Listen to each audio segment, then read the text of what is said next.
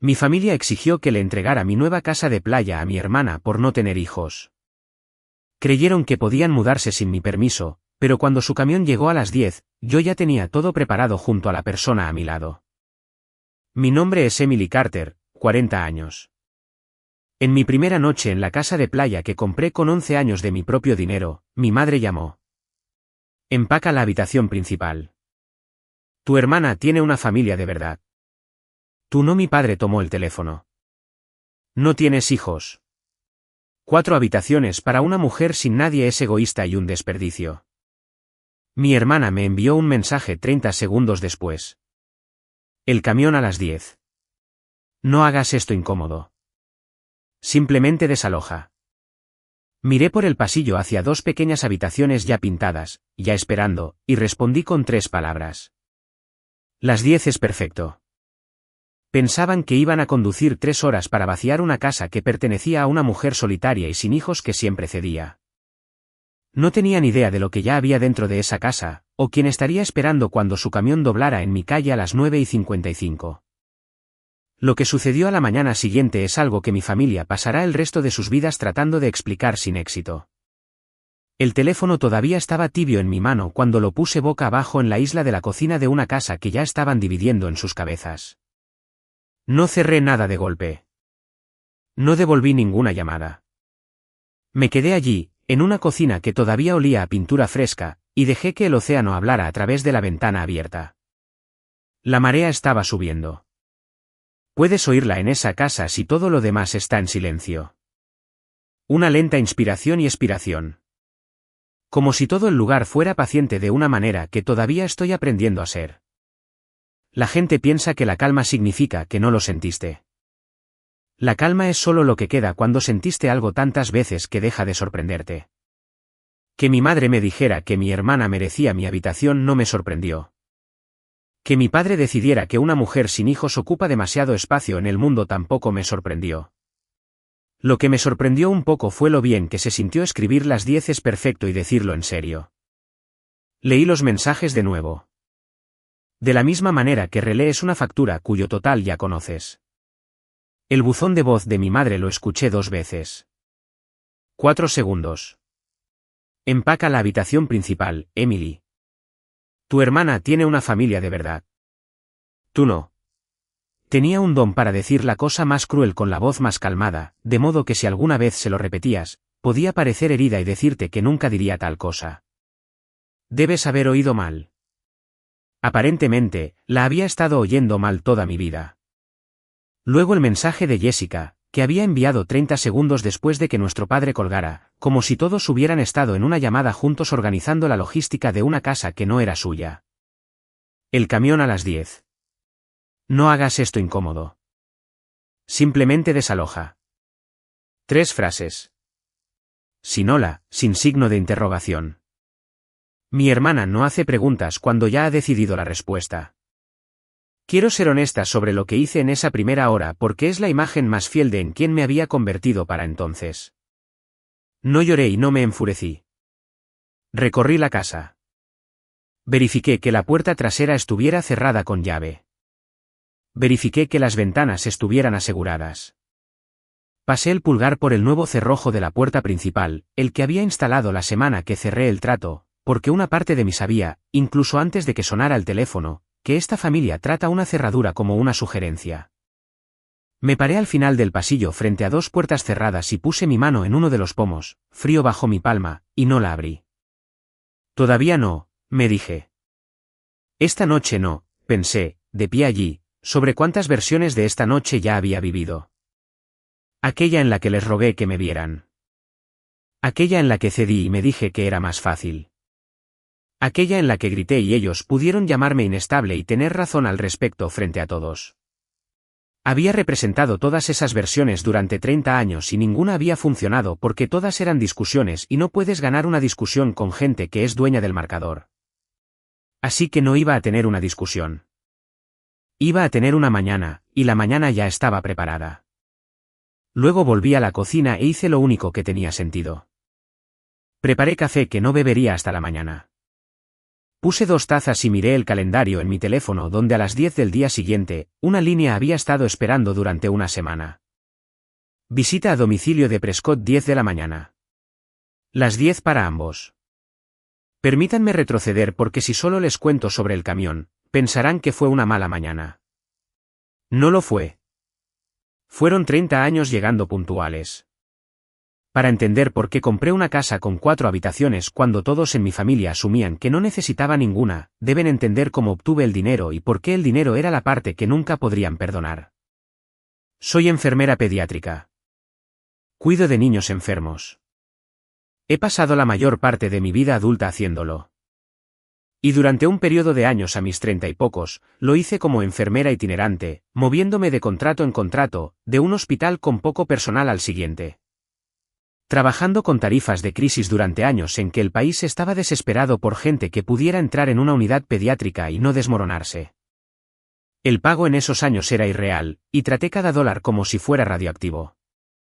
Viví en alquileres amueblados con el arte de otras personas en las paredes.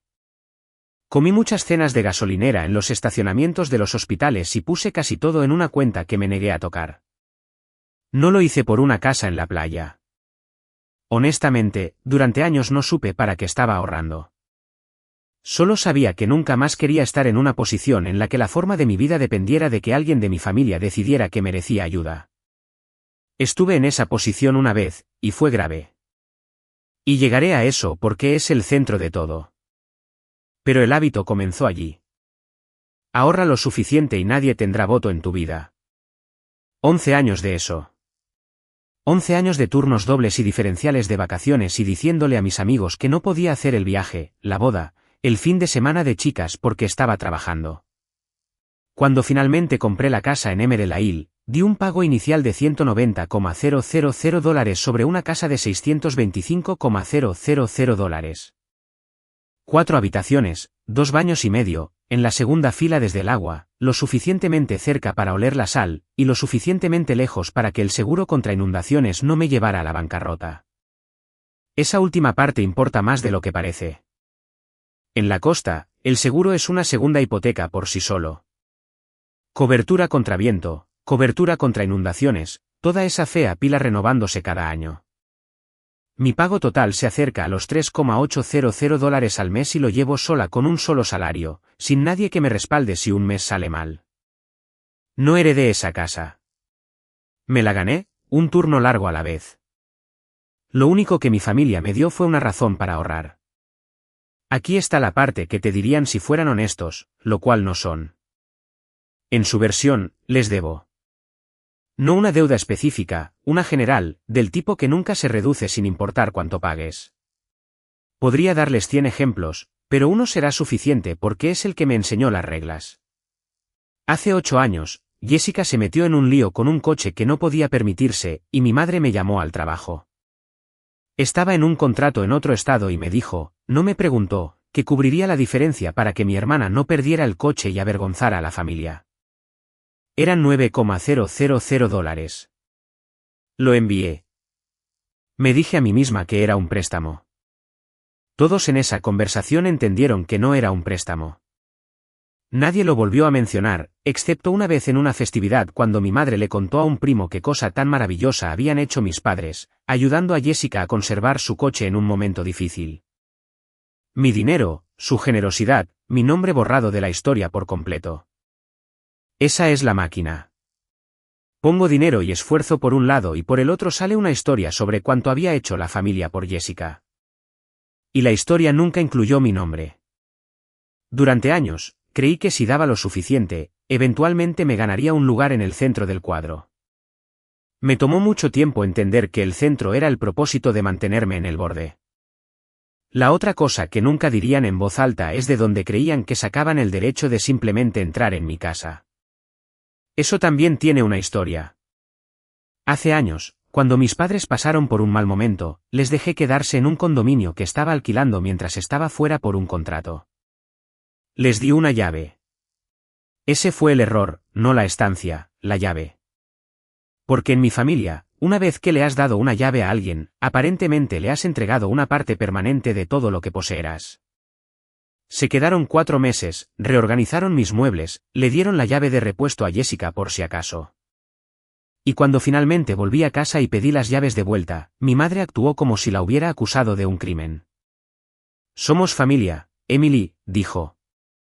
¿Por qué te pones así por una llave? Nunca le di a nadie una llave de la casa de la playa. Cambié las cerraduras la semana que me mudé. Pero no puedes cambiar la cerradura de una creencia.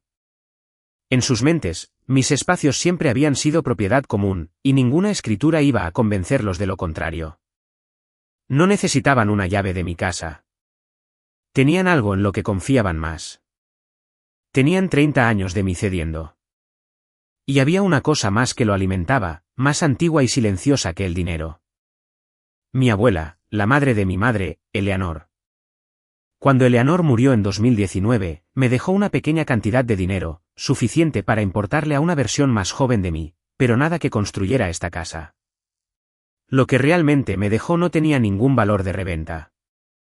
Un reloj de mareas, una caja de recetas con su letra, y un libro infantil con un faro en la portada.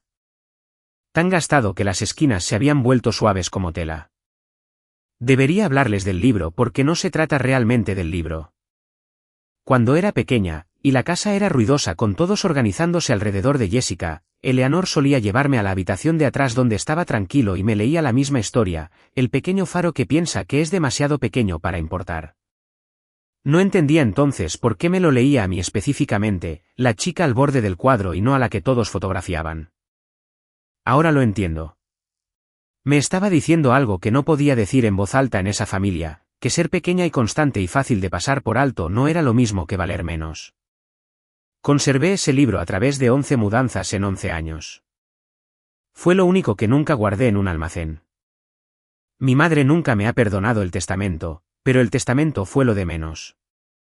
Lo que mi madre nunca pudo perdonar fue que en sus últimos años, Eleanor dejó de fingir.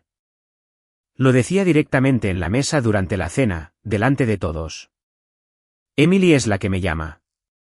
Emily es la que viene. Confió en mí en voz alta en una familia donde la confianza era moneda de cambio, y la gastó en mí en lugar de en su propia hija. Mi madre convirtió eso en un agravio que lleva hasta el día de hoy como una factura sin pagar. Mamá siempre te favoreció, me escribió la semana que cerré el trato de la casa. Lo primero que dijo cuando se enteró. Lo menos que puedes hacer es compartir lo que te dio. Esa creencia de que cualquier cosa buena que me llegara venía a expensas de la familia y que a la familia se le debía un reembolso es toda la historia. Todo lo que mis padres hicieron por teléfono esa noche surgió de ahí. La casa nunca fue mía para ellos. Era un activo familiar que yo casualmente tenía. Y Jessica tenía una familia de verdad, y yo no. Así que las cuentas eran obvias. Dale la casa de la que no tiene hijos a la que tiene hijos. Para ellos, no era crueldad. Era contabilidad. Si alguna vez has sido la persona que tu familia decidió que era lo suficientemente fuerte como para prescindir de algo, ya sé lo cansado que estás. Dime en los comentarios qué te dijeron. Leo todos. Necesitan conocer a mi hermana adecuadamente porque es fácil convertir a Jessica en una villana y no lo es exactamente. Es algo más ordinario y más útil para mis padres que una villana. Es una persona que nunca ha tenido que preguntarse si merecía algo antes de tomarlo. Jessica tiene 36 años, 4 años menos que yo. 2 hijos, un niño y una niña, y un esposo llamado Mark, a quien nunca conocí bien y nunca me cayó mal. Ella tiene lo que mi madre llama, sin ironía alguna, una vida de verdad. Y ha sido el centro de la fotografía familiar desde el día en que nació. Cuando Jessica quiso ir a la universidad fuera del estado, mis padres encontraron el dinero. Cuando su primer apartamento no funcionó, cubrieron la diferencia. Cuando ella y Mark compraron su primera casa, mi padre fue el CEO firmante del préstamo, y mi madre amuebló la mitad con cosas que encontró en oferta, que es el código familiar para cosas que compró y de las que nunca más mencionó el precio. Los deseos de Jessica eran tratados como emergencias. Los míos eran tratados como extravagancias. Yo era el recurso, la fuerte. Esa fue siempre la palabra. Emily es la fuerte. Suena como un cumplido hasta que entiendes que es un título de trabajo. La fuerte es de la que no tienes que preocuparte, lo que se convierte en la que nunca te preocupas, lo que se convierte en la que no recibe nada porque obviamente puede arreglárselas. Y yo podía arreglármelas. Esa era la trampa. Cada vez que me las arreglaba, lo tomaban como prueba de que nunca había necesitado nada para empezar. Hay una fotografía del 30 aniversario de mis padres que guardé durante años sin entender por qué. Todos están dispuestos en el sofá, Jessica y Mark y los niños en el centro, mis padres de pie detrás de ellos con las manos apoyadas en los hombros de mi hermana. Yo estoy en el borde del encuadre, medio cortada. De la forma en que terminas cuando eres la que se ofreció a tomar la foto y luego alguien dijo, solo entra rápido. Y el obturador se disparó antes de que encontraras tu lugar. Esa es toda mi infancia en una imagen. El centro y la persona que lo mantiene unido desde el borde, ligeramente fuera de cuadro. La historia de por qué estaba soltera, por qué no tenía hijos, cambiaba dependiendo de quién estuviera en la habitación. Para los parientes, estaba casada con mi carrera. Para sus amigos, era demasiado exigente, demasiado independiente. Una pena, la verdad. En mi cara, en un mal día, era fría. Mi madre lo dijo más de una vez. Con esa voz ligera que reserva para la crueldad. Para que suene como preocupación. Es diferente cuando tienes hijos, me dijo Jessica una vez cuando me opuse a algo, y ni siquiera estaba siendo mala. Esa era la parte aterradora. Genuinamente creía que yo vivía en una categoría inferior de persona, una cuyas necesidades eran más ligeras, cuyo hogar estaba más vacío, cuyas objeciones importaban menos, porque no había hecho lo único que hacía que la vida de una mujer contara en el libro de contabilidad de mi familia. Nunca corregí nada de eso. Había una razón. La verdad sobre por qué no tengo hijos no es una verdad que se ganaran. Y no se la iba a entregar a personas que solo la usarían como más evidencia. Te lo contaré a ti, sin embargo, no eres ellos. Hubo una persona completa que mi familia borró. Y para explicarla, tengo que explicar el año en que perdí casi todo a la vez. Mi abuela tuvo 2 hijas, mi madre y mi tía Catherine. Catherine fue la que se casó mal, se mudó lejos, luchó con el dinero, la hija que no encajaba en la imagen. Y en una familia que se preocupaba más por la imagen que por las personas en ella, Catherine se convirtió en un nombre que no se decía. No hablamos de ese lado de la familia, anunciaba mi padre, y alcanzaba el control remoto. Y ese era el final. Catherine tuvo una hija, mi prima. Se llamaba Sofía, y yo era la única que seguía diciendo su nombre. En 2011, perdí un embarazo. No lo voy a adornar. Fue temprano y fue silencioso y no se lo dije a casi nadie, y la ausencia de ellos se metió en mí en un lugar profundo y se quedó. Mi familia lo incorporó a su teoría de que simplemente había elegido una vida sin hijos porque una elección era más fácil de archivar para ellos que una pérdida. Nadie se sentó conmigo. Nadie preguntó. En el mismo lapso de meses, mi tía Catherine murió y Sofía, que tenía 15 años, necesitaba un lugar a donde ir. Yo tenía 26. Estaba de luto por algo que no podía decir en voz alta en esa familia. Y quería, con todo lo que me quedaba, acoger a Sofía. Casi lo hago. Esa es la parte que todavía me encuentra por la noche. Estuve tan cerca. Me reuní con la trabajadora social del condado. Era un pariente de sangre. Tenía un trabajo estable. Tenía una habitación de sobra. Hice más que hablar de ello. Preparé la habitación. La pinté. Compré una cama y una lámpara y dejé un animal de peluche en la almohada porque no sabía qué querría una chica de 15 años. Y entré en pánico. Preparé un hogar para un niño una vez antes, 12 años antes de volver a hacerlo. Y casi nadie lo supo. Y luego mis padres se involucraron. Y mis padres hicieron lo que mejor saben hacer. Lo gestionaron. Mi madre le dijo a la trabajadora social que estaba de luto e inestable. Lo dijo amablemente, con la voz de Cardigan, que es lo que la hace letal porque suena tan razonable viniendo de una mujer serena que se seca los ojos en el momento justo. Dijo que la familia se encargaría de Sofía ellos mismos. Dijo que una adolescente necesitaba estar cerca de su abuela, no ir con una mujer soltera que estaba pasando por algo. Dijo muchas cosas que sonaban a verdad, construidas para proteger una mentira, que era que la familia tenía alguna intención de dar un paso al frente. Tengo la frase de su puño y letra. No siempre la tuve. Durante años, solo tuve la sensación. La sensación de que se había dicho algo sobre mí en una habitación en la que no estaba. La forma en que puedes darte cuenta de que una conversación se detuvo cuando te acercaste porque el aire cambia. No fue hasta hace unos años, después de que Eleanor muriera y comencé a tirar de los hilos sueltos de mi propia historia, que aprendí que puedes solicitar tus propios registros. Así que lo hice. Un sobre delgado llegó por correo semanas después y lo abrí de pie en el mostrador de mi cocina en el condominio y leí la declaración de mi madre por primera vez. Doblada en 4 y amarillenta en los pliegues. Mi hija está de luto e inestable.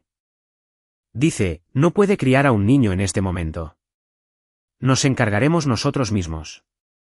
Lo leí 3 veces. Luego lo dejé y me senté en el mostrador durante un buen rato sin hacer nada. Y entendí algo que había pasado una década sin permitirme entender. No había sido un malentendido. No había sido mi madre abrumada diciendo lo incorrecto en un momento difícil. Había sido una decisión tomada con tinta, firmada. Ella había mirado el peor año de mi vida y lo había usado como una herramienta. Doblé el papel de nuevo por sus pliegues y lo guardé. No porque tuviera un plan para él, sino porque era la primera prueba que había tenido de que lo que sentía realmente había sucedido. No se encargaron. Ese nunca fue el plan. El plan era evitar que me conectara con el lado de la familia de Catherine, con el nombre que tanto se habían esforzado por enterrar. Y una vez que me retiré, porque tenía 26 años y estaba vacía y ese año no era rival para la certeza de mi propia madre, dejaron que Sofía entrara en el sistema, con extraños. Y luego volvieron a sus vidas y nunca más dijeron su nombre. No solo me quitaron una casa más tarde. Primero me quitaron una hija. Encontré a Sofía cuando pude a lo largo de los años. No fue fácil. Los niños que envejecen fuera del sistema de acogida sin familia que los respalde tienden a mudarse mucho. Y ella lo hizo. Salió del sistema a los 18 años sin nadie al otro lado, que es una sentencia disfrazada de cumpleaños. Pero la localizaba de vez en cuando, me encontraba con ella para tomar un café, le daba lo que podía sin que fuera algo importante. Una vez, cuando tenía 20 y tantos años, nos sentamos en un restaurante y me preguntó de la nada si recordaba haberle leído cuando era pequeña.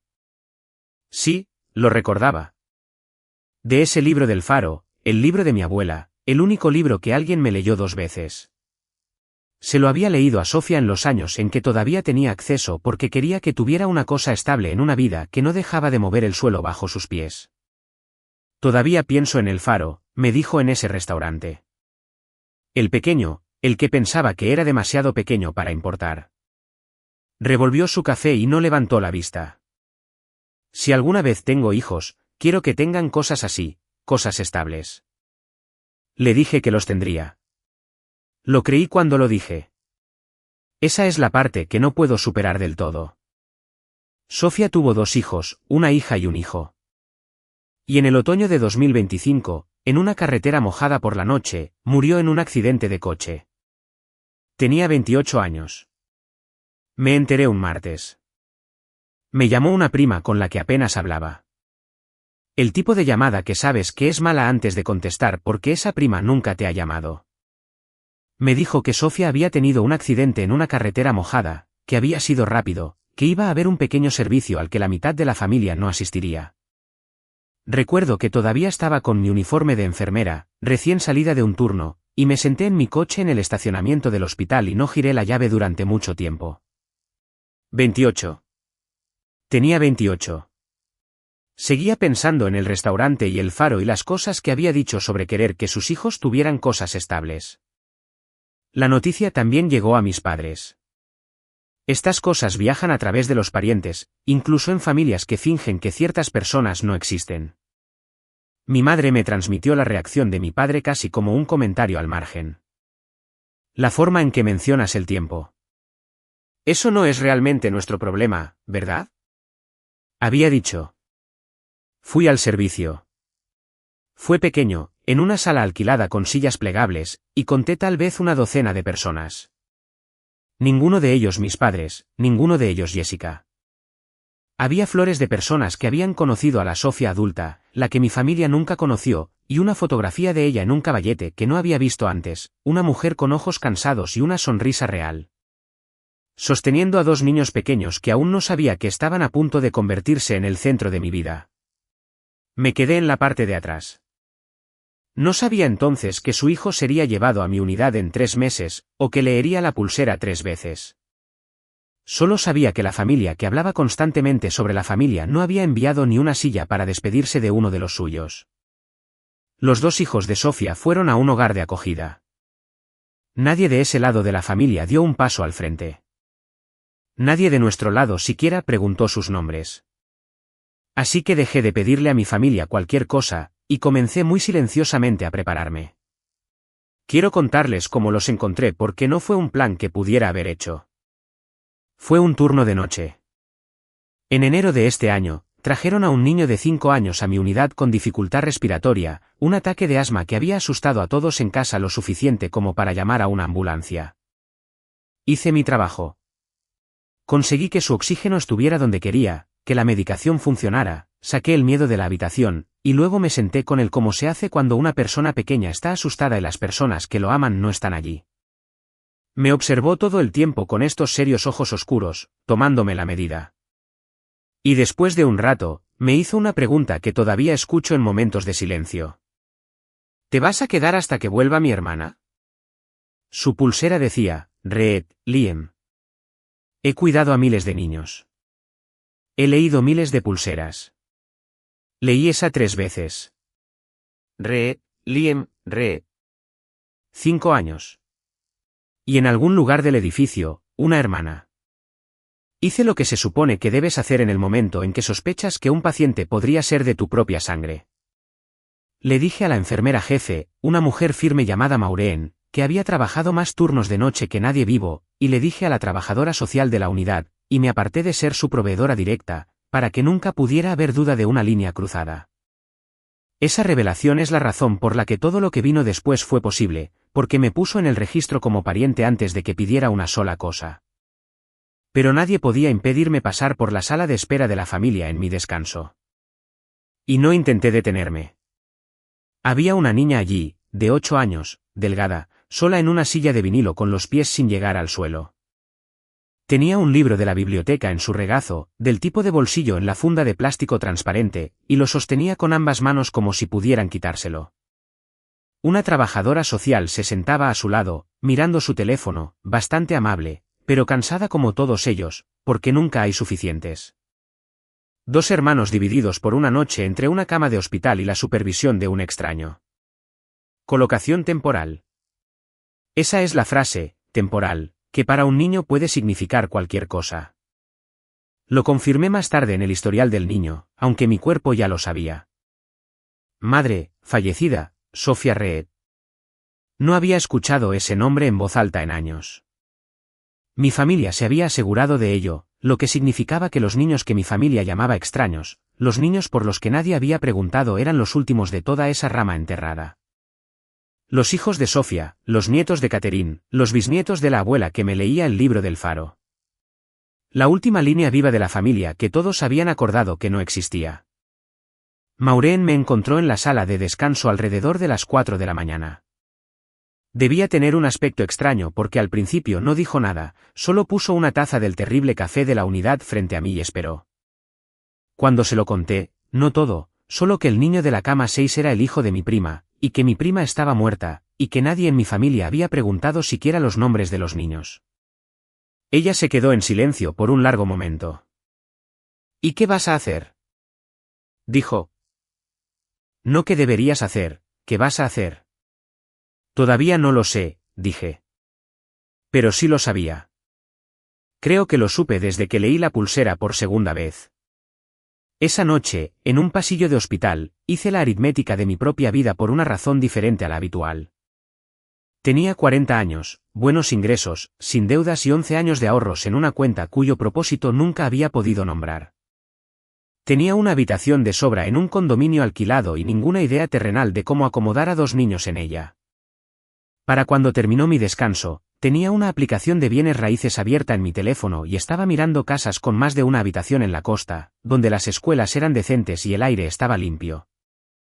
Y un niño con pulmones débiles podría dormirse con el sonido del océano en lugar de una autopista. No dormí cuando llegué a casa esa mañana. Me senté en la mesa de mi cocina en el condominio con una taza de café frío e hice una lista porque una lista es lo que hago cuando algo es demasiado grande para sostenerlo todo a la vez.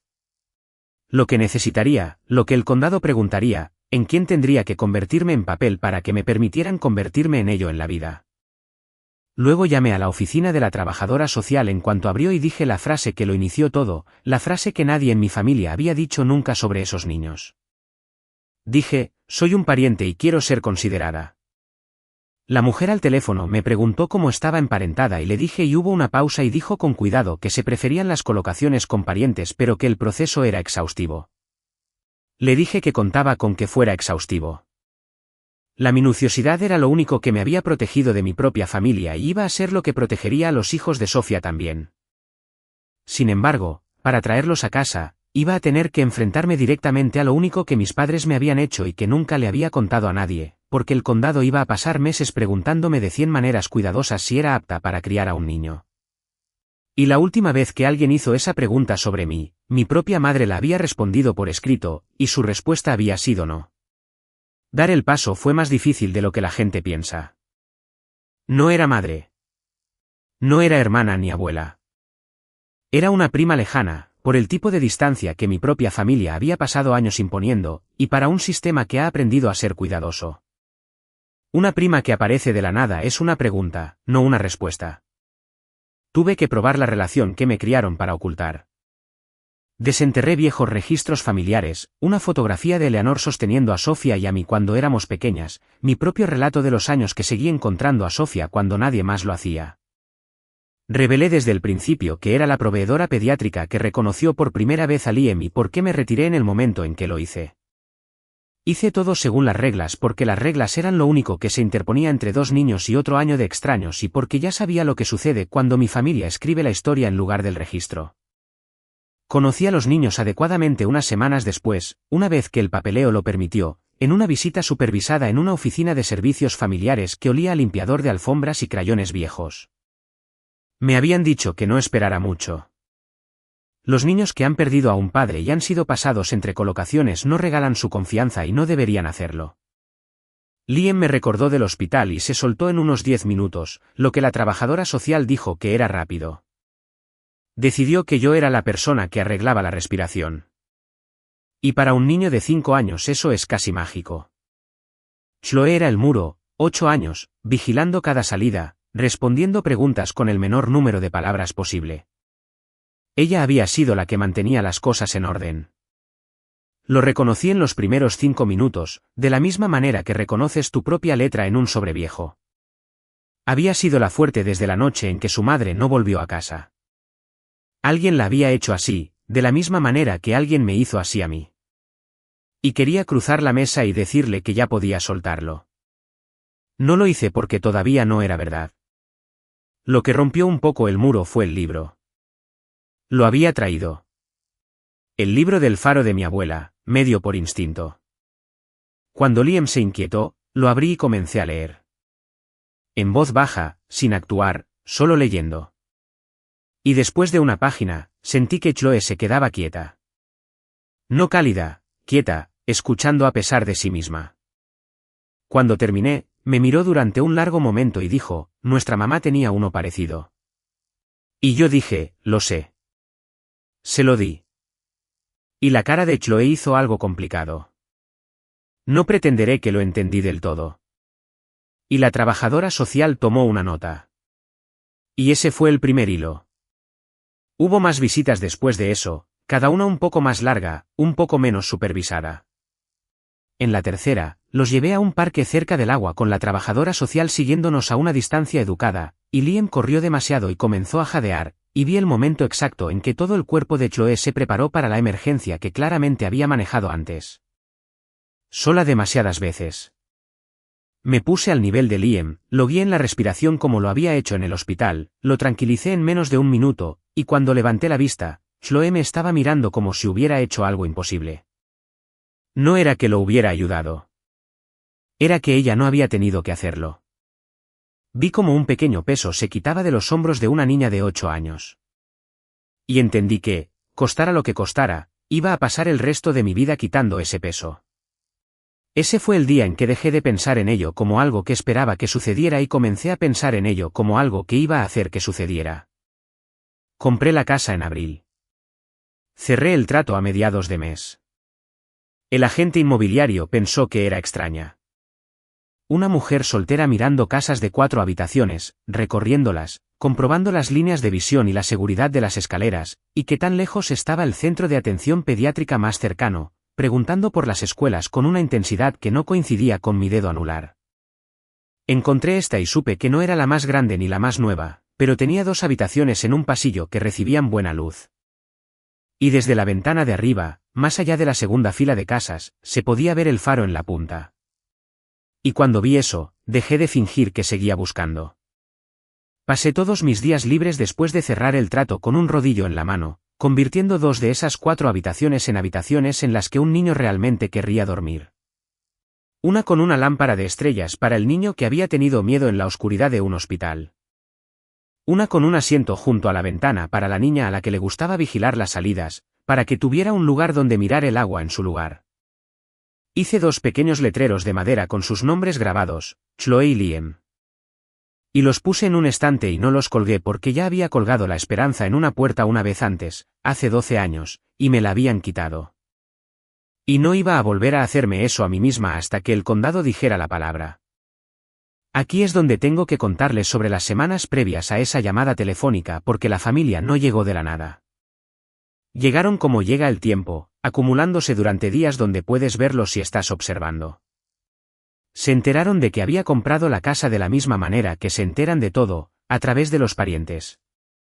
Y la noticia de que había comprado una casa de 4 habitaciones en la costa cayó en mi madre como una provocación. El primer mensaje de texto fue casi amistoso. Nos enteramos de la maravillosa noticia. Deberíamos ir todos a verla. Sabía lo que significaba deberíamos ir todos a verla. Significaba una inspección. Significaba una evaluación. Significaba a mi madre parada en mi sala de estar decidiendo cuál iba a ser la parte de mi buena fortuna que le correspondía a la familia. Luego Jessica llamó y no se molestó en ser amistosa. Mamá dice que compraste una casa de 4 habitaciones. Dijo que eso es una locura para una persona, Em. Sabes que Mark y yo hemos estado buscando un lugar más grande y los niños necesitan la playa. Es bueno para ellos. Lo dijo como si le recordara a alguien una cita que había olvidado. No una petición, un recordatorio de un acuerdo al que no había accedido. Le dije con calma que la casa no estaba disponible. Se rió como si hubiera hecho una broma. ¿Disponible? Repitió. Es familia, Em. No seas rara al respecto. No seas rara al respecto. La misma frase que mi madre usó sobre la llave. En mi familia, tener un límite es un defecto de personalidad, y la palabra para ello es rara. 3 días después, Jessica apareció sin avisar. Yo no estaba en casa. Estaba en una visita con los niños, pero una vecina mencionó que una mujer había estado caminando por el exterior de mi casa, mirando por las ventanas, midiendo las habitaciones desde el patio como si estuviera midiendo para los muebles. Cuando la confronté por teléfono, ni siquiera lo negó. Solo estaba viendo con qué estamos trabajando, dijo. Nosotros. Ya estaba pensando en nosotros. Podría haberlo terminado ahí mismo. Esa es la pregunta que probablemente se están haciendo. La que todos hacen. ¿Por qué no lo hice? Tenía las cerraduras. Tenía la escritura. Un no claro, una llamada a un abogado, una negativa a contestar el teléfono, y todo se derrumba. Quiero que sepan que lo pensé constantemente. Lo hablé con Maureen en un turno de noche porque era la única persona a la que podía contárselo todo. Simplemente diles que no y cuelga, dijo. No les debes una escena. Si solo digo que no, le dije, ellos oyen una negociación. Llevan toda mi vida escuchando mi no como una oferta inicial. Mi madre llamará a los parientes y les dirá que me he vuelto fría y cruel y que estoy manteniendo a la familia fuera de una casa que debería ser compartida. Y en 6 meses, cuando sea el momento de finalizar la adopción, habrá una versión de mí flotando por ahí donde soy la inestable que cortó lazos con sus propios padres. Lo hizo antes, lo escribió antes. Maureen se quedó en silencio. Luego dijo lo que lo aclaró todo. Así que no quieres ganar la discusión. No, dije, quiero que se acabe. Y la única forma en que se acabará es si sucede una vez, por completo, frente a alguien a quien no se puede convencer. Si vienen y hacen lo que hacen frente al testigo adecuado, entonces no habrá otra versión más tarde. Solo estará lo que sucedió. Ese era el plan, tal como era, no una trampa, un testigo. No iba a impedir que vinieran. Iba a dejar que vinieran por completo en la única mañana en que la única persona en el mundo cuyo trabajo era ver la verdad ya estaría de pie en mi sala de estar. Así que cuando llegaron las llamadas la noche en que me mudé, no luché. Dije las 10 es perfecto porque las 10 ya estaban ocupadas. La palabra del condado llegó a través de una mujer llamada Diana Prescott. Diana había estado haciendo colocaciones de parentesco durante mucho tiempo. Tenía el talante de una persona que ha escuchado cada versión de cada historia y se ha vuelto muy difícil de mentir. Vino primero al condominio y luego a la casa de la playa y revisó mi vida como lo requiere el proceso. Los extractos bancarios, las referencias, la infancia, la salud, las largas y cuidadosas conversaciones en las que realmente hacía una pregunta de una docena de maneras diferentes. ¿Eres la opción segura para 2 niños que ya lo han perdido todo? Me hizo preguntas difíciles. Me preguntó por qué no había buscado la adopción años antes si tanto había deseado tener hijos. Esa me tomó 1 minuto. Le dije la verdad, que lo había intentado una vez con un miembro de la familia y no había funcionado y que llevaría eso por el resto de mi vida. Escribió algo y siguió adelante, pero me di cuenta de que lo había archivado como archivaba todo, para volver a ello. Agradecí todo, pero sabía lo que había en el archivo. En algún lugar de un registro del condado había un documento que decía que Emily Carter es inestable y no puede criar a un niño con la firma de mi madre al final. Y sabía que un estudio del hogar que descubriera eso por sí solo sería algo muy diferente a uno en el que yo lo hubiera entregado primero. Así que en una de nuestras últimas reuniones antes de la visita final, cuando Diana preguntó si había algo en la familia que pudiera complicar la colocación, alguien que pudiera interferir, no dudé. Puse el documento doblado sobre la mesa entre nosotras, el de 2012.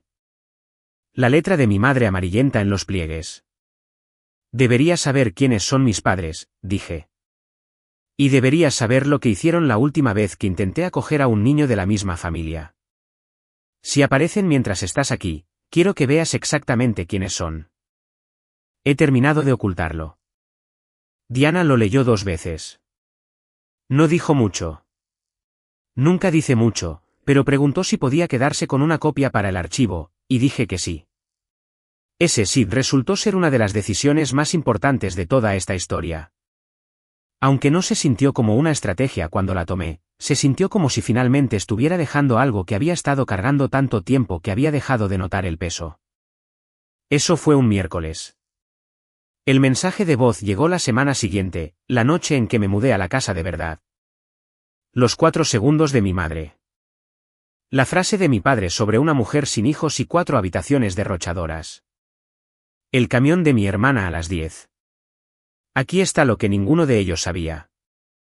La visita final a domicilio, la última casilla por marcar antes de que el condado pudiera aprobar la colocación de Chloe y Liam conmigo, ya estaba en el calendario.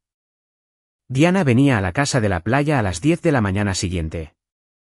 Había sido programada durante una semana. Y entonces mi hermana me envió un mensaje sobre un camión de mudanzas para la misma hora exacta y me dijo que no lo hiciera incómodo. Y me senté en mi nueva cocina y entendí que las 2 citas más importantes de mi vida habían sido reservadas para las mismas 10 por 2 grupos de personas que querían cosas opuestas de las mismas 4 habitaciones. Querían un testigo para su día de mudanza. Iban a tener uno, solo que no el suyo. Abrí el sobre de Eleanor esa noche. Había estado evitándolo desde que desempaqué la caja. De la misma manera que evitas una voz que extrañas. Dentro había una breve carta con su cuidadosa y temblorosa letra, escrita unos años antes de morir. La mayor parte era lo ordinario de una abuela: cuídate, come algo, llama a tu vieja abuela. Pero cerca del final, había una línea que había subrayado una vez, ligeramente, de la manera en que subrayaba las cosas que realmente quería que escucharas. Una casa no es para el niño más ruidoso, había escrito. Es para el que vuelve. Ella escribió eso antes de que yo supiera por quién volvería. Lo leí 3 veces.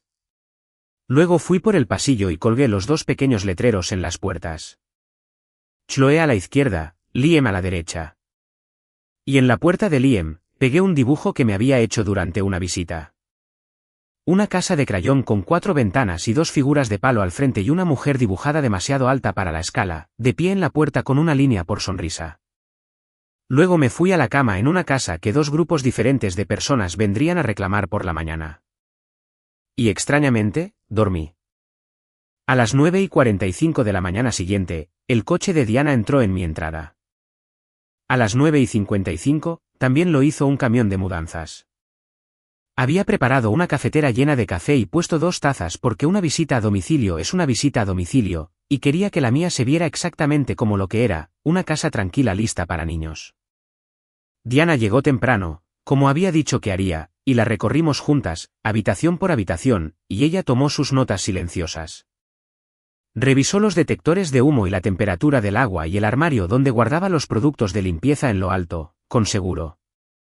Cuando llegamos a las 2 habitaciones al final del pasillo, se detuvo un momento ante los letreros en las puertas y ante la casa de crayón de Liam, y no dijo nada, lo que viniendo de Diana es su propia forma de decir algo.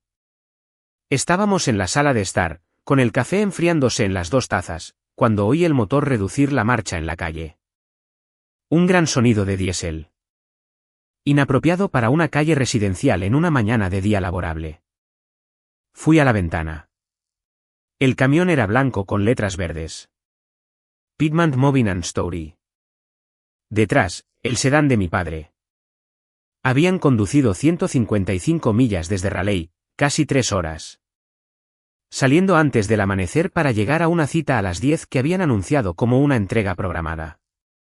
Eran las 9:55. Llegaron temprano. Mi familia siempre llega temprano cuando creen que van a tomar algo. Dejé mi taza en el alféizar de la ventana. Ya están aquí, dije. Diana me miró, luego a la ventana, y luego de nuevo a mí. Es una profesional. No hizo ni una sola pregunta. Simplemente se hizo a un lado de la habitación, junto a la estantería, fuera de la línea directa de la puerta principal, y abrió su carpeta en una página en blanco. Me había dicho por teléfono que preferiría observar que intervenir, a menos que un niño estuviera en peligro. Y no había niños en la casa esa mañana. Esa fue la única misericordia en todo el asunto. Lo que fuera a pasar, pasaría frente a un testigo cuyo único trabajo era ver con claridad y escribirlo. Mi madre no llamó a la puerta. Por supuesto que no. No llamas a una puerta que has decidido que es tuya. La puerta principal se abrió y ella entró en mi sala de estar como si regresara a una casa que había dejado el día anterior. Mi padre la siguió, más lento, ya buscando un lugar donde sentarse. Jessica estaba con su teléfono. Detrás de Jessica vino Mark, llevando una manta de mudanza doblada sobre un brazo, con aspecto de un hombre que había perdido una discusión en el coche. Y detrás de Mark vinieron 2 hombres con polos de Piedmont, empujando carretillas y llevando una pila de cajas aplanadas. Mi madre miró alrededor de la habitación los muebles que había elegido, el arte que había colgado, toda la vida que había construido sin su permiso, e hizo lo que me dijo exactamente cómo iba a transcurrir la mañana. No me saludó. Habló con los de la mudanza.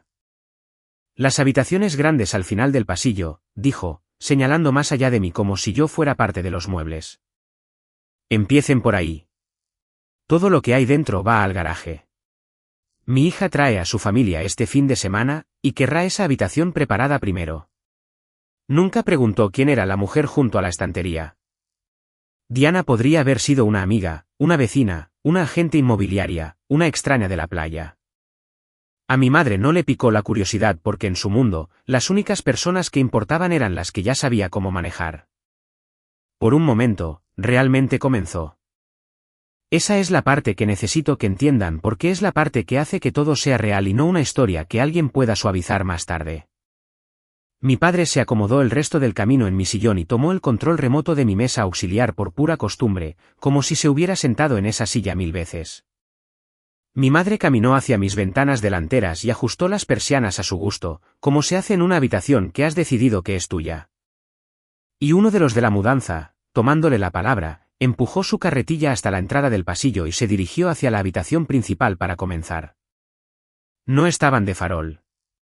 Había un camión real en mi entrada con una rampa real ya bajada y hombres reales con uniformes reales a los que realmente se les había pagado para llevar mi vida al garaje para que mi hermana pudiera tener mi cama. Nadie estaba bromeando. Nadie pensó que esto era una negociación. Habían conducido 3 horas en la oscuridad con la plena intención de hacerlo y durante unos 10 segundos lo estaban haciendo. Uno de los de la mudanza me miró. Se había dado cuenta de la manera en que las personas que mueven muebles para ganarse la vida aprenden a evaluar una habitación, que la mujer que estaba de pie tranquilamente en el centro no actuaba como alguien a quien estuvieran desalojando de su propia casa. Redujo la velocidad.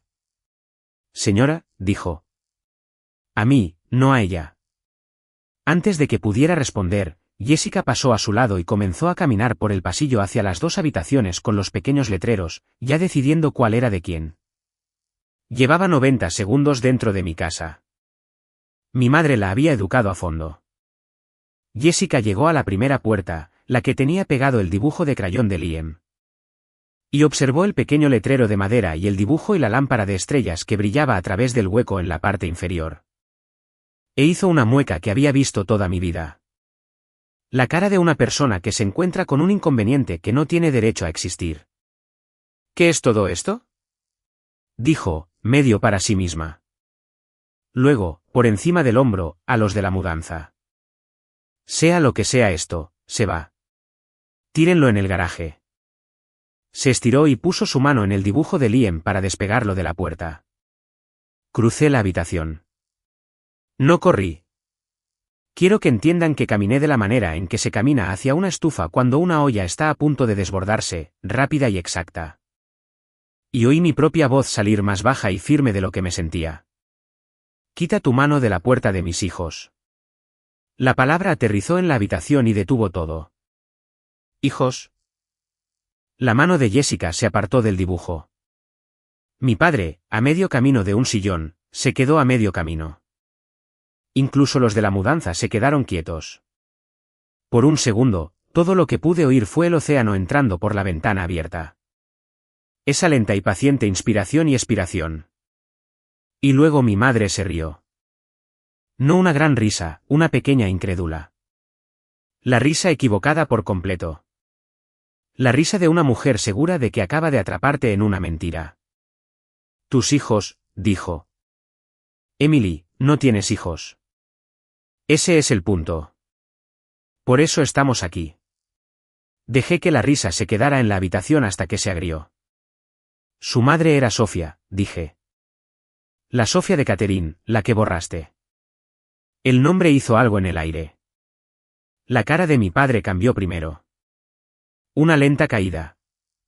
La mirada de un hombre que acaba de entender que el ruido que ha estado oyendo en las paredes es el cimiento. Jessica miró entre mí y nuestros padres. Perdida. Porque Jessica había sido lo suficientemente joven cuando enterraron ese nombre como para haber olvidado que alguna vez perteneció a una persona. Eso es, empezó. Ese no es nuestro problema. Y ahí estaba, la frase exacta que mi padre había dicho cuando Sofía murió. Salió de la boca de mi hermana sin que ella supiera dónde la había aprendido.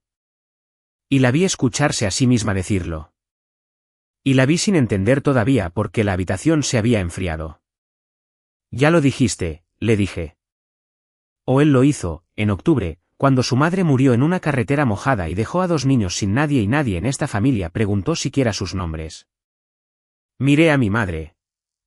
Yo pregunté. Soy la única que siempre pregunta. Mi madre se recuperó rápido. Siempre lo hace. Esto es muy triste, dijo, deslizándose hacia la voz de Cardigan, la preocupada. Pero no tiene nada que ver con esta casa, y no puedes simplemente hacerte cargo de 2 niños extraños por un capricho. No estás. Hizo una pausa, eligiendo la vieja palabra con cuidado. No estás en condiciones para eso. Metí la mano en la carpeta sobre la mesa auxiliar. La había puesto allí esa mañana junto al café, de la misma manera que se dispone cualquier cosa que se pueda necesitar. Saqué el documento, lo desdoblé por sus viejos pliegues y lo sostuve para que la habitación pudiera ver la letra.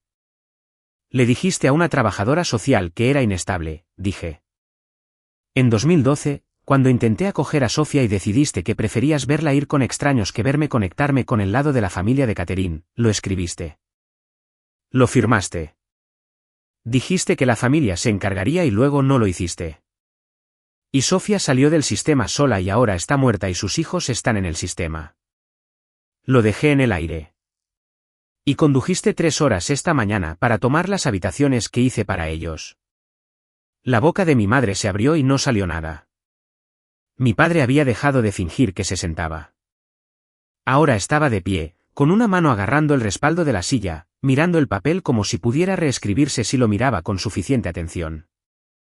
Intentó una vez darle la vuelta a la habitación. Mi madre no es nada si no es una profesional. Podrías habérnoslo dicho, dijo, y ahí estaba. El giro, el hacerse la víctima. Nos dejaste conducir todo el camino hasta aquí. Planeaste esto. Eso es algo cruel que hacerle a tus padres, Emily. Esa no es la hija que crié. Tienes razón, dije. No lo es. La hija que criaste habría empacado la habitación principal. Mi madre intentó el único movimiento que le quedaba, que era el dinero, porque en mi familia, el dinero era la forma de convertir un error en una transacción. Bien, dijo, y pude oírla recalibrar, buscando la versión en la que todavía salía ganando. Si la casa significa tanto para ti, hablaremos de lo que es justo. Tu padre y yo hemos invertido mucho en esta familia a lo largo de los años. Hay formas de que todos queden satisfechos. No tenemos que hacer esto delante de una extraña. Dijo el extraña con una mirada a Diana, probando si se podía hacer que la testigo se sintiera lo suficientemente inoportuna como para mirar hacia otro lado. No hay nada que satisfacer, dije. No invertiste nada en esta casa. Condujiste 3 horas para tomarla. Y ella no es una extraña. Es la única persona en esta habitación cuyo trabajo es decir la verdad sobre lo que les sucede a los niños. Jessica se había quedado muy callada. Estaba mirando por el pasillo hacia las 2 pequeñas puertas, y vi algo moverse en su rostro que no era exactamente vergüenza, pero estaba en la misma familia. Realmente van a venir niños, dijo lentamente, como si estuviera escuchando toda la mañana de nuevo desde el principio. Los hijos de Sofía. Por un segundo, no fue la mujer que había alcanzado el dibujo. Era una madre y estaba haciendo la aritmética de 2 niños sin nadie y estaba aterrizando en un lugar donde los rostros de nuestros padres nunca dejaron que nada aterrizara. Diana habló por primera vez desde la estantería. No levantó la voz. Nunca tiene que hacerlo. Tengo una copia de esa declaración en el archivo de la señora Carter. Dijo que es parte de su registro. Mi madre se volvió, viéndola, realmente viéndola, por primera vez desde que entró. ¿Y quién es usted exactamente? Soy la señorita Prescott, dijo Diana. Estoy aquí para el estudio del hogar de Emily. He visto todo lo que necesitaba. Hay un tipo particular de silencio que ocurre cuando las personas poderosas se dan cuenta de que la habitación no es suya. No es ruidoso. Es casi silencioso. El poder de mi madre en nuestra familia siempre se había basado en una cosa, que ningún extraño estuviera observando cuando ella hacía la gestión. Podía ser razonable en público y despiadada en privado porque lo privado nunca salía de la habitación. Y ahora lo privado había salido de la habitación. Estaba en un archivo. Estaba en las notas de una extraña. Estaba de pie junto a mi estantería con un bolígrafo y una línea de visión clara.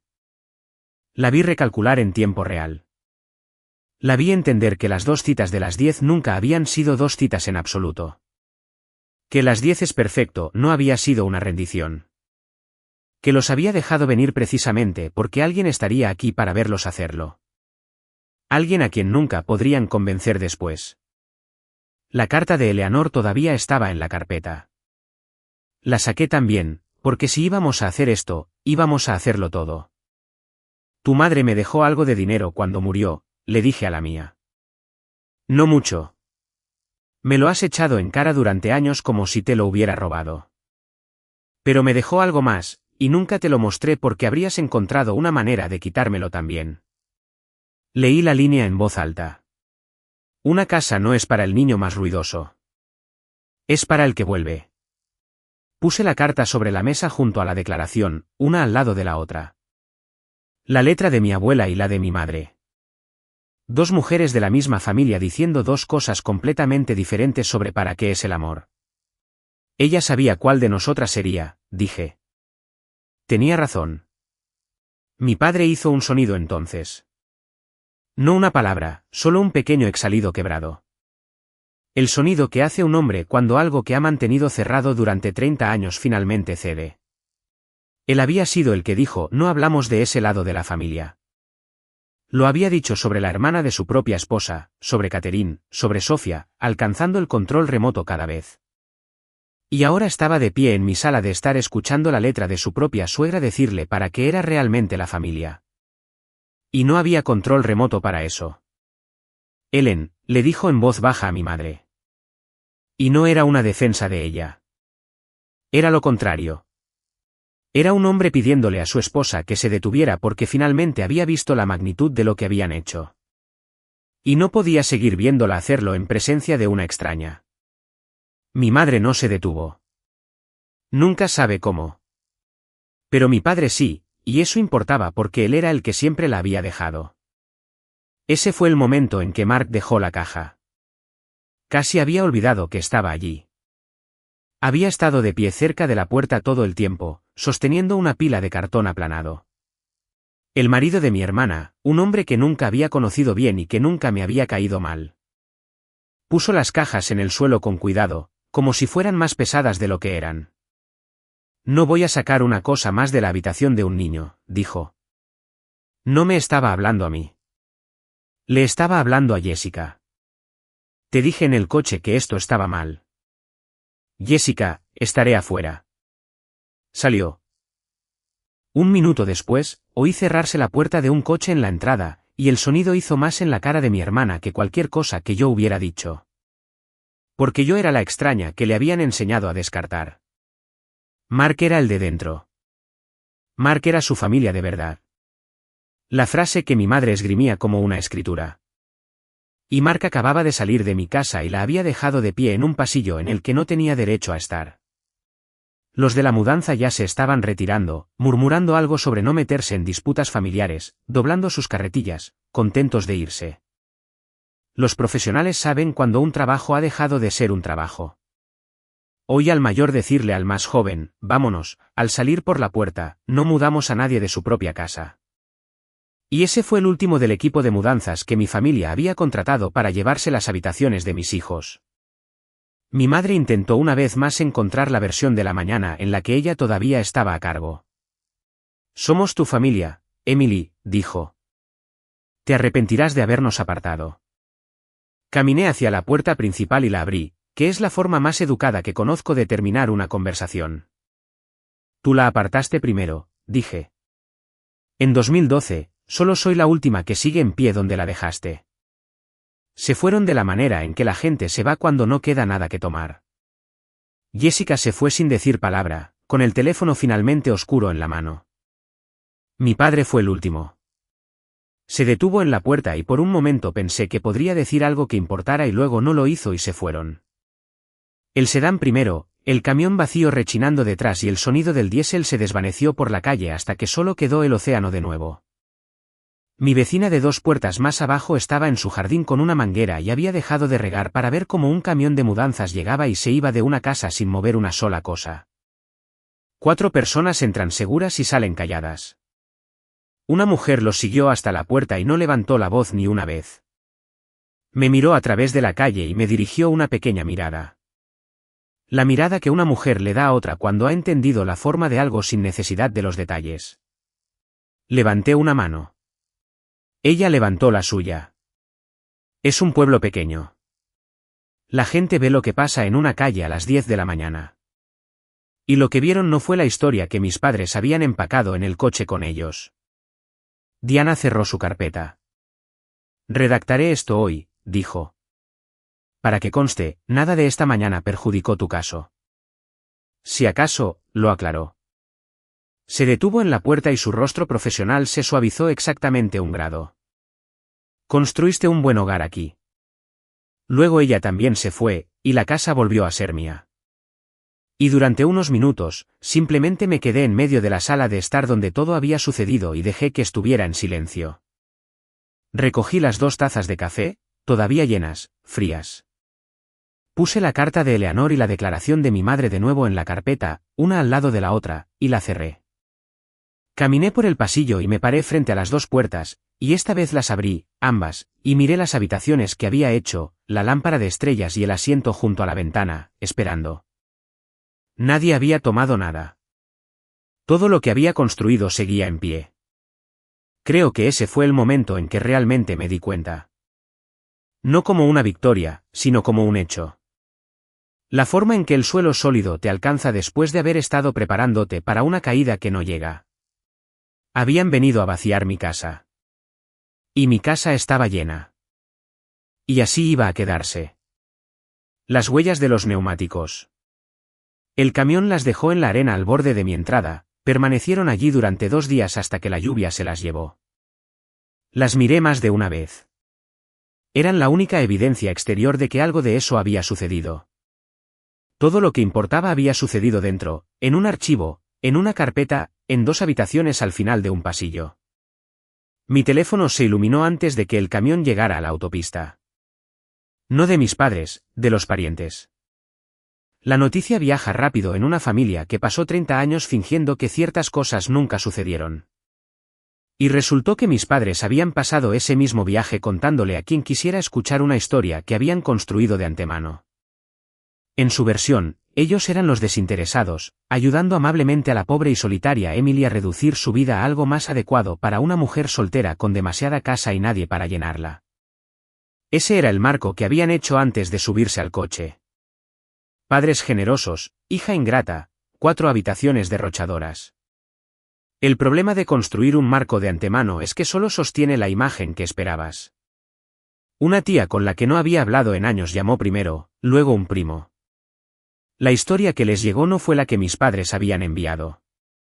Fue la otra, la verdadera, moviéndose a través de la familia en la dirección opuesta porque los de la mudanza hablan y Mark habla y una trabajadora social de pie en la sala de estar es el tipo de detalle que convierte un rumor en un hecho de la noche a la mañana. Para esa noche, la versión que todos tenían era esta. Ellen y Richard condujeron 3 horas para echar a su hija sin hijos de su propia casa para que Jessica pudiera tenerla. Y resultó que la hija sin hijos estaba en medio de acoger a los nietos. Que toda la familia había abandonado y había una trabajadora social allí mismo cuando lo intentaron. No puedes gestionar una historia así. No hay voz de Cardigan para ello. No me regodeé. Tampoco lo detuve y quiero ser honesta al respecto. Cuando la tía llamó llorando un poco preguntando por qué nadie le había contado sobre los hijos de Sofía, le dije la pura verdad. Nadie se lo había contado porque nadie quería que lo supiera. Y el no saber tenía un costo, y el costo eran 2 niños en el sistema durante meses, mientras una familia que habla constantemente sobre la familia no decía nada. No lo dije para herirla. Lo dije porque era hora de que alguien en esa familia escuchara una frase verdadera dicha claramente. Cambió las cosas de la manera silenciosa en que estas cosas cambian. Mis padres habían pasado décadas como la pareja en el centro de cada ocasión familiar. Los que organizaban, los que decidían, a los que se les defería. Ese tipo de autoridad se basa enteramente en la reputación. Y la reputación es exactamente lo que perdieron esa semana. Los parientes no tuvieron una reunión ni hicieron una declaración. Simplemente comenzaron a llamarme a mí en lugar de a ellos. Comenzaron a preguntar por Chloe y Liam por su nombre. Mi madre pasó de ser la mujer a la que todos consultaban a la mujer de la que todos hablaban. Y para alguien que había pasado toda su vida gestionando la historia, ser la historia era el único castigo para el que no tenía herramienta. Mis padres no fueron expuestos en un ajuste de cuentas dramático. Simplemente, silenciosamente, dejaron de ser creídos, lo que para ellos fue peor. Jessica envió un mensaje 2 semanas después. No una disculpa. Jessica no tiene de esas. Decía, no sabía lo de los niños. Mamá no me contó todo. Lo miré durante un rato, sentada en mi nuevo porche con el sonido del océano, y pensé en todos los años en que mi hermana nunca tuvo que saberlo todo antes de tomar lo que quería. No respondí esa noche. Todavía estoy decidiendo si lo haré. Algunas puertas las dejas cerradas, no por crueldad, sino porque finalmente entiendes que nunca estuvieron realmente abiertas. Mi padre volvió 3 días después de esa mañana, solo. No llamó primero. Simplemente apareció en mi entrada una tarde, un hombre mayor de pie junto a su coche, inseguro de si se le permitía acercarse a la casa. Fui hacia él porque no lo quería dentro. Nos quedamos en el camino de entrada con el océano detrás de nosotros y él sostenía algo en su mano, y cuando la abrió, vi que era el dibujo de crayón de Liam, el que Jessica había intentado tomar. Debió soltarse en la conmoción y terminar en el bolsillo de su abrigo. Había conducido 3 horas para devolverlo o para tener una razón para venir. Nunca decidí cuál y no importa. Debería haberte dejado acogerla, dijo. No me estaba mirando a mí. Estaba mirando el dibujo. En 2012, debería haberte dejado acoger a Sofía. Hay disculpas que piden algo y disculpas que no. Esta no lo hizo, que fue la única razón por la que pude soportar escucharla. No me apresuré a hacerlos sentir mejor. Había pasado 30 años haciéndolos sentir mejor, y finalmente se me había agotado. Sí, dije. Deberías haberlo hecho. Asintió lentamente como si la palabra hubiera aterrizado en algún lugar al que necesitaba llegar. Puso el dibujo en el capó de su coche, lo alisó con una mano grande y cuidadosa, y lo dejó allí para mí. Luego se subió y se fue. Y lo dejé ir porque un hombre que entiende la verdad 12 años tarde sigue llegando 12 años tarde y yo tenía 2 niños en quienes pensar que no podían permitirse que mi perdón les costara nada. Recogí el dibujo del capó del coche después de que se fue. La cinta había perdido su adherencia. Encontré un trozo nuevo en el cajón de la cocina y lo puse de nuevo en la puerta de Liam, donde pertenecía. Esas fueron las consecuencias. No un tribunal, no esposas, no un trabajo perdido ni un matrimonio anunciado. Aunque más tarde me enteré en voz baja que Mark se había mudado a su propio apartamento y que él y Jessica estaban arreglando las cosas, que es lo que la gente dice cuando el arreglo ya está casi hecho. La consecuencia fue más pequeña que un escándalo y, a su manera, más grande. Mis padres habían pasado 30 años contando una historia sobre quién era yo, y en una mañana, frente al único testigo que no podía ser manejado, esa historia dejó de ser suya para contar. Perdieron lo único que realmente habían tenido sobre mí. Perdieron el poder de contarla. Borré el chat grupal de la familia esa noche. No con ira. Simplemente había dejado de ser un lugar donde yo vivía. En su lugar, creé uno nuevo con 2 nombres, Chloe y Liam, aunque ninguno de los 2 tenía teléfono y no lo tendrían en años. Solo quería ver los 2 nombres juntos en una pantalla. 2 semanas después, Diana llamó con una frase que había estado esperando 11 años para escuchar sin saberlo. El condado aprobó la colocación, dijo. Nada de esa mañana perjudicó tu caso. Lo hizo más fuerte. Puedes traerlos a casa cuando estés lista. Entendí, de pie en mi cocina con el teléfono contra la oreja, que esto no era el final de nada oficial. La adopción es lenta. Habría más visitas, más meses, una cita en el tribunal en el año, un juez, un decreto final con todos nuestros nombres en él. Este era el comienzo de la parte que realmente importaba. No el final del papeleo, sino la parte para la que había construido toda la casa. Era la parte en la que volvían a casa. Estoy lista, dije. He estado lista desde enero. Se lo dije a los niños en nuestra siguiente visita, los 2 a un lado de una mesa baja y Chloe al otro con Liam apoyado en ella como siempre hacía. Lo había ensayado de una docena de maneras, y al final, simplemente lo dije claramente porque Chloe podía oler algo ensayado desde el otro lado de una habitación.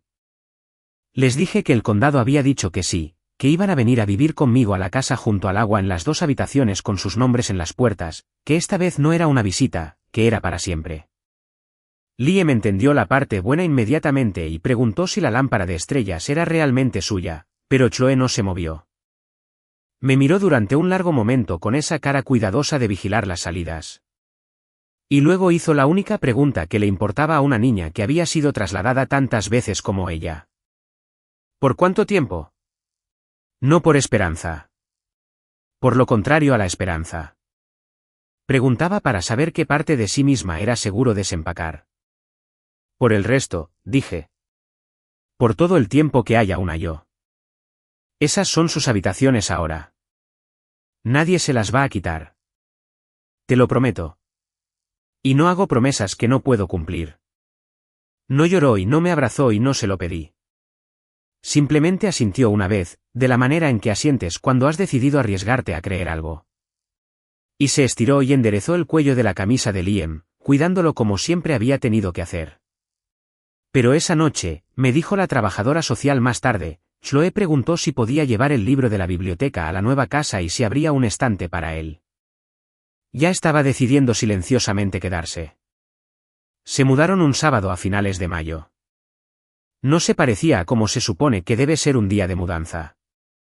No había camión. Había 2 mochilas pequeñas, una bolsa de basura con ropa que me rompió algo por dentro, un libro de la biblioteca que tendría que devolver eventualmente, y 2 niños de pie en mi entrada mirando una casa que estaba a punto de ser suya.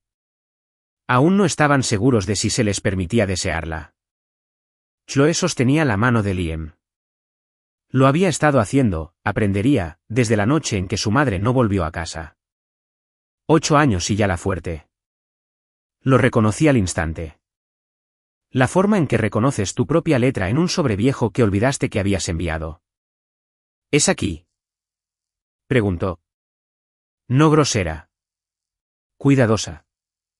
Una niña que había aprendido a no asumir que las buenas noticias fueran para ella. Es aquí, dije, y abrí la puerta y los dejé entrar en una casa que una mujer sin nadie había construido exactamente para esto. Esa primera noche, la casa estaba más llena que nunca y más silenciosa de lo que esperaba. 2 pares de zapatos pequeños junto a la puerta. El olor a pintura finalmente se había ido, reemplazado por lo que sea que los niños llevan consigo, que es principalmente solo calidez. Hice sándwiches de queso a la parrilla porque era la única cena que estaba segura de que ambos comerían. Y Liam se comió el suyo de la misma manera cuidadosa y deliberada en que hacía todo. Y Chloe me observó durante toda la comida como si estuviera memorizando dónde estaban las puertas.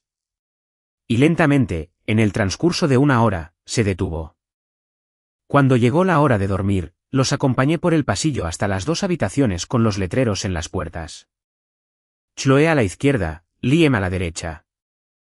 Liam se paró en su puerta y miró la lámpara de estrellas y la cama pequeña y la casa de crayón pegada de nuevo donde la había encontrado, y no dijo nada, lo que viniendo de Liam era un discurso completo. Luego Chloe hizo la pregunta que me deshizo. ¿Alguien lee un libro antes de dormir aquí? Dijo. Nuestra mamá solía hacerlo antes. Fui al estante donde había puesto las cosas de mi abuela y saqué el libro con el faro en la portada, tan gastado que las esquinas se habían vuelto suaves como tela. Me senté en el borde de la cama de Liam y Chloe vino y se sentó al otro lado, cerca pero sin tocar, como hacía todo, y lo abrí. Liam extendió la mano y puso un dedo sobre el faro en la portada. ¿Alguien te leía esto a ti? Preguntó. Mi abuela lo hacía, dije. Cuando era pequeña, me lo leía 2 veces, que era más de lo que leía cualquier cosa. Pasé a la primera página, donde el lomo se había ablandado de tanto abrirlo, y se lo leía a tu mamá cuando tenía más o menos la edad de Chloe. Le encantaba el faro, el pequeño. La cabeza de Chloe se levantó ante eso. ¿Conocías a nuestra mamá? Sí, la conocí, dije. Era mi prima. La quería mucho. Y los busqué a ustedes 2 durante mucho tiempo antes de encontrarlos. No sé cuánto de eso entendieron esa noche.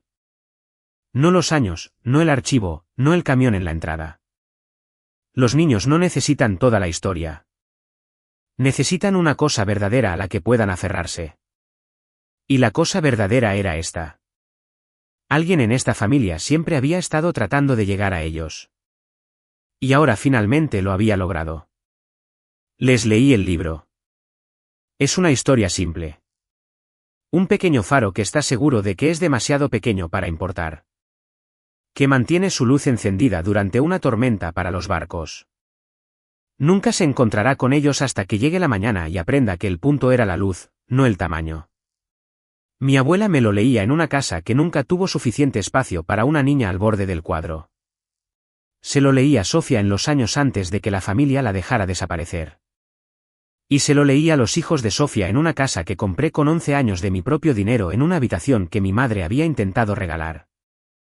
Mientras el faro real, más allá de la segunda fila de casas, barría su haz de luz a través del agua y por primera vez alcanzaba la esquina de la ventana.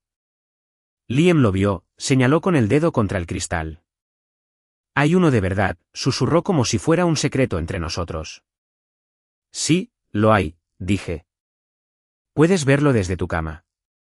Se durmieron antes de que terminara la tormenta del libro. Ambos acurrucados en la pequeña cama de Liam, la mano de Chloe todavía suelta alrededor de la muñeca de su hermano, incluso dormida. Me senté allí más tiempo del necesario. Luego me levanté, apagué la lámpara de estrellas y fui a la puerta. Las primeras semanas no fueron un cuento de hadas, y no querría decirles que lo fueron. Chloe me puso a prueba de la manera en que un niño prueba un puente antes de confiarle su peso. Pedía cosas y luego se encogía, esperando la trampa, la versión de un adulto que dice que sí y luego te hace pagar por haberlo querido. Durante un tiempo, no pedía nada en absoluto. Luego, una tarde, 3 semanas después, se paró en la puerta de la cocina y dijo con una voz pequeña y cuidadosa, ¿puedo tener la taza azul? La del barco. Era algo tan pequeño, una taza. Pero la había elegido y la había pedido y se había permitido querer algo en voz alta en mi casa y tuve que girarme hacia el fregadero por un segundo para que no viera lo que me hizo. Le di la taza azul. La usó todos los días después de eso. Sigue siendo la única taza de la que beberá. Liam durmió con la lámpara de estrellas encendida durante un mes. Y luego, una mañana, me di cuenta de que la había apagado él mismo la noche anterior y había dormido toda la noche sin venir a buscarme a las 3 de la mañana para comprobar que la casa seguía allí. Pequeñas cosas. Una reunión de padres y maestros donde la maestra de jardín de infantes me dijo que Liam había dibujado una imagen de su casa con 4 ventanas y se había asegurado de decirle a la clase cuáles ventanas eran de quién. Chloe se rió de algo en la televisión, realmente se rió, del tipo despreocupado. Y luego se miró sorprendida, como si hubiera olvidado que se le permitía. Recogí esos momentos de la misma manera que una vez recogí cheques de pago, silenciosamente en una cuenta que nunca tocaría. Excepto que esta vez, sabía exactamente para qué había estado ahorrando. Las mañanas ahora tienen una forma. Liam se despierta primero y viene a buscarme, y nos quedamos en la ventana de la cocina mientras baja la marea. Y he colgado el reloj de mareas de Eleanor en la pared para que pueda ver la manecilla pequeña seguir el agua que ya puede ver. Chloe duerme más tarde de lo que solía, lo que el terapeuta dice que es una buena señal. Un cuerpo que finalmente decide que es seguro descansar. En el mostrador, hay un calendario escolar con 2 nombres. Ahora, la casa suena como algo que nunca antes había sonado. Durante la mayor parte de mi vida, las puertas de mi familia permanecieron cerradas. Habitaciones a las que no estabas invitado, nombres que no decías, un marco en cuyo borde te parabas, sosteniendo la cámara mientras todos los demás se acomodaban en el centro. Toda mi infancia fue aprender que puertas estaban cerradas para la fuerte que obviamente podía arreglárselas sola.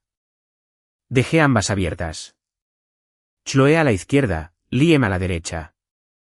Al final del pasillo, el océano mantenía su lenta y paciente respiración, adentro y afuera, y la luz volvía a dar la vuelta a través del agua. Tocaba la pared y seguía su camino. Me llamaron sin hijos. Durante años, usaron la palabra como un veredicto, como una categoría inferior de persona, como una razón por la que toda mi vida podía ser entregada a alguien con una familia de verdad. Estaban tan seguros de que significaba vacía. Simplemente llegaron temprano. Nunca necesité cerrar esas puertas.